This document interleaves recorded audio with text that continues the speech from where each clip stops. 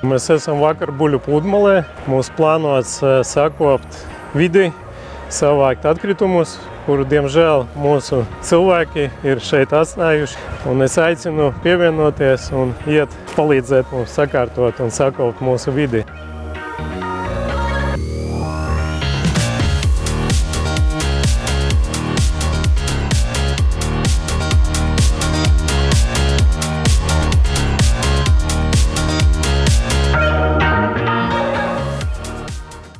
Ilgtspēja mums ļauj uzzināt vairāk par dabu, jo mēs nodarbojamies ar aktivitātēm dabā, apmeklējam daudz jaukas vietas, mēs iepazīstamies ar jauniem cilvēkiem un pats galvenais, mēs radam priekšzīmi arī pārējiem cilvēkiem, sadarbības partneriem un uzņēmējiem.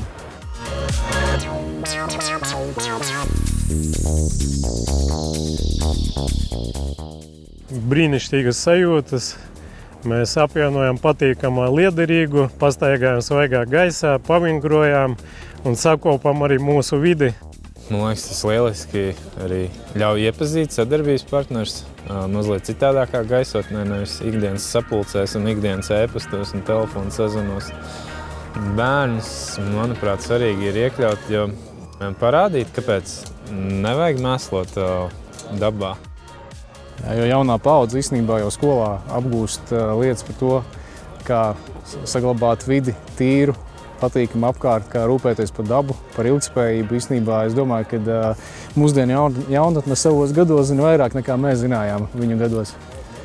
Tā mājas ir diezgan daudz, bet diezgan īstenībā tīra tā pludmale un ļoti daudz izsmeķē. Tad aicināt cilvēkus, kas smeķē, tad tos savus izsmēķus, teiksim, nogādāt attiecīgā vietā, bet īstenībā bija patīkami pārsteigts, ka nebija tik traki mūsu vidē apkārt.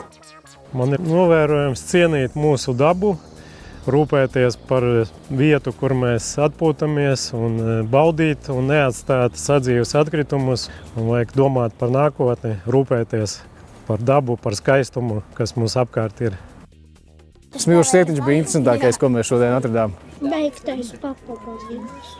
Vārnas, zirvi, šitā tuklija mazvāku un 25 centus.